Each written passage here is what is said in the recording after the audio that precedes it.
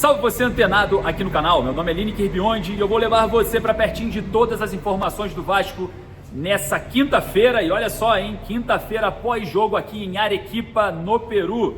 O Vasco vencendo por 3-1, deixou o Melgar empatar o jogo. E claro, a gente vai falar bastante sobre todas as informações aqui que eu tenho direto do estádio e você sempre em cima do lance, você sempre muito bem informado. Então, antes da gente começar, eu peço para você deixar um joinha, correr aqui nos comentários para deixar a sua opinião. Tá vendo esse botãozinho aqui, ó? Inscreva-se. Inscreva-se no canal e não perca nada das nossas coberturas em loco, sempre trazendo para vocês informações diárias sobre o Clube de Regatas Vasco da Gama. E claro, no primeiro comentário fixado, eu deixo o link da Bezut Esportes. Corre lá, a Bezut Esportes é a camisa do Vasco que você está esperando. Vai lá, compre a sua camisa do Vasco na bezutesportes.com.br. Sem mais delongas, como vamos falar bastante sobre Vasco, solta a vinheta, bora pro vídeo.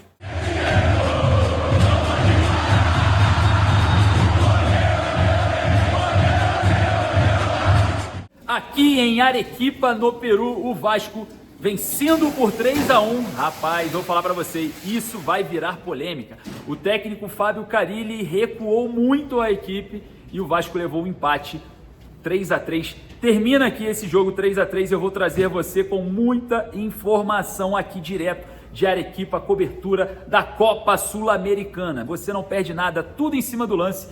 E ó, primeiro eu quero saber a sua opinião sobre o técnico Fábio Carille.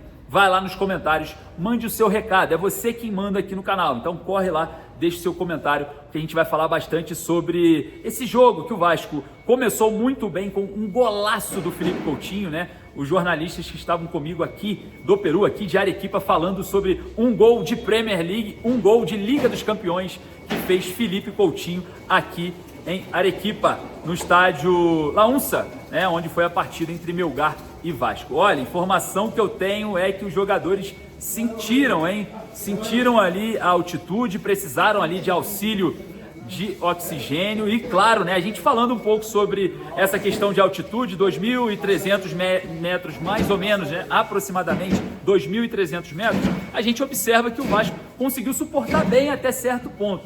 É claro, nada justifica o técnico Fábio Carille terminar o jogo com 3 zagueiros e 3 volantes. E isso irrita o torcedor vascaíno, nos irritou demais nessa partida, mas falando sobre esse início muito bom, né? O Felipe Coutinho faz um golaço, o Vasco abre o placar, depois o Pablo Verratti, numa outra assistência do Felipe Coutinho, marca o segundo gol, o Vasco com um ímpeto, tranquilo na partida, leva um gol. Uma bola aérea vinda do lado esquerdo da defesa do Vasco. A gente vai falar sobre esse lado esquerdo, um lado esquerdo que está sendo muito criticado pelo torcedor vascaíno. Um abraço, meu. E a gente vai estar falando bastante sobre esse lado esquerdo que o Lucas Piton foi muito mal nessa partida. A minha pergunta para o Carille na coletiva foi em cima disso. Quais as alternativas que você tem para esse lado esquerdo? Porque o jogador que tinha mais um potencial físico, Leandrinho, saiu por Raul Chabab. E a informação que eu tenho é que sim, o Raul Chabab pode exercer a opção de compra do jogador e ficar com o Leandrinho. Sendo assim, o Vasco tem a opção do Vitor Luiz, que estava aqui hoje para a partida, o Riquelme, que foi ali afastado, né, que não vai ser aproveitado, e os garotos que estão em transição de sub-20, sub-17 ali, que ainda não estão prontos, né? Que é o caso de alguns jogadores que até disputaram, o lateral Wallace que disputou o Campeonato Carioca. Enfim, a gente observando alguns pontos desse elenco que precisam ser melhorados, a minha pergunta foi em cima exatamente disso. Eu dei aquela catucada no Carille falando que nada justifica, não tem altitude, não tem questões climáticas que justificam trazer o Melgar para o seu campo defensivo com 3 volantes e 3 zagueiros. Não tem desculpa, foi exatamente essa postura que o técnico Fábio Carille trouxe pra gente e a gente entendeu que sim, foi ali uma atitude um pouco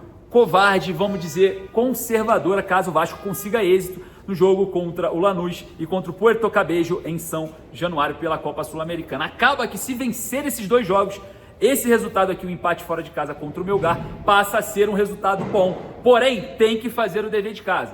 Tem que fazer o dever de casa.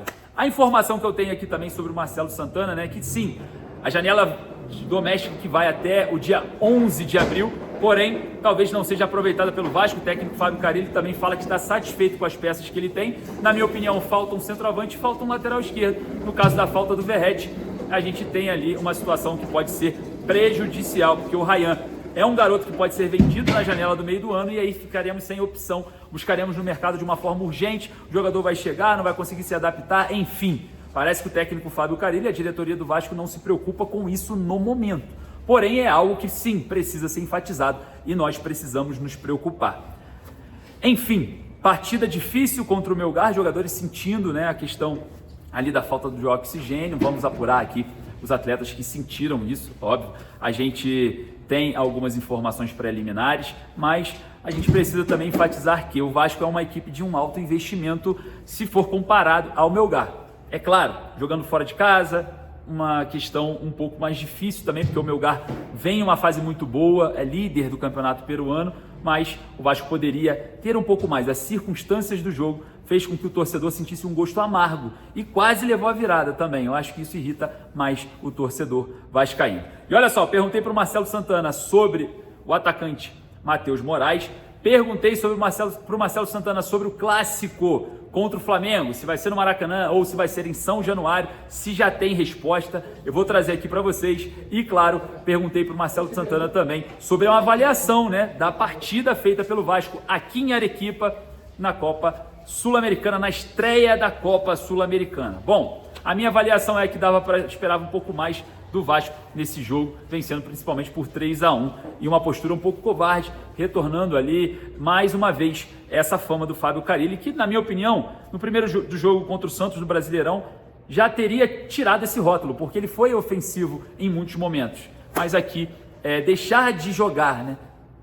Entregar a bola nos pés do adversário não dá, essa postura não dá, o torcedor não suporta mais, acaba ficando algo insuportável para o torcedor. Então é isso, galera, vou trazer aqui Marcelo Santana direto na nossa live A Hora do Vasco, falando de forma exclusiva pra gente aqui, você só encontra aqui, então deixa o joinha, se inscreva no canal e claro, você não perde nada, tudo em cima do lance, aqui de Arequipa, no Peru, indo agora para São Paulo, você acompanha a nossa cobertura de Corinthians e Vasco, estarei presente na Neoquímica Arena, junto com você, é claro, tá? Então é isso, vou ficando por aqui, um forte abraço, saudações vascaínas, daqui a pouco eu tô voltando, hein, com muito mais informações. Marcelo Santana aqui com a gente. Marcelo, alguma resposta do governador Cláudio Castro sobre o jogo no Maracanã? O Vasco fez um ofício ao BEP solicitando que seja garantida a segurança para as duas torcidas, do Vasco e do Flamengo, e nessa impossibilidade que o clássico seja realizado por torcida única, respeitando o regulamento e os laudos de segurança vigentes. Mas já tem uma resposta concreta do governador sobre essa partida ser realizada em São Januário? Ainda não. Oficialmente ainda não. A gente tem uma notícia vinda de Curitiba sobre Matheus Moraes. O Vasco estaria interessado nesse jogador? A gente tem até o dia 11 para fazer alguma movimentação de mercado. Só pode ser jogadores que disputaram os estaduais. Não é a tendência a gente contratar algum atleta até o dia 11. Então, não dá para garantir agora. A gente tem algumas conversas, mas não é uma probabilidade. Como que você avalia aqui para a gente terminar a estreia do Vasco na Sul-Americana? Um gosto amargo. Pelo contexto do jogo, a gente saiu na frente, conseguiu fazer 2-0, 3-1, faltando ali 10, 15 minutos para terminar a partida. Fica um gosto amargo. Agora um campeonato, se a gente conversasse talvez antes da partida, um ponto aqui poderia ser um ponto valioso. Acredito que vai nos ajudar durante o campeonato, mas fica um gosto amargo. 3-1 faltando 10, 15 minutos, Vasco da Gama não tem esse direito de errar. Obrigado, Marcelo, diretor executivo aqui com a gente. Obrigado, Marcelo. Aproveitando aqui o vídeo, né, para trazer vocês para dentro do estádio onde o Vasco estreou na Copa Sul-Americana. Vamos dar um passeio aqui pelo gramado. Vamos dar uma volta aqui para vocês conhecerem o estádio do Melgar, tá? Na verdade não é do Melgar, né? É o La Onça. Tá aqui o campo do jogo para vocês. Aqui ao vivo. Campo do jogo. Muito bonito, né? Tem esse espação aqui, né? Parece que é um espaço para uma pista olímpica. Enfim. Tá aí detalhes para vocês que acompanham aqui no nosso canal exclusivo.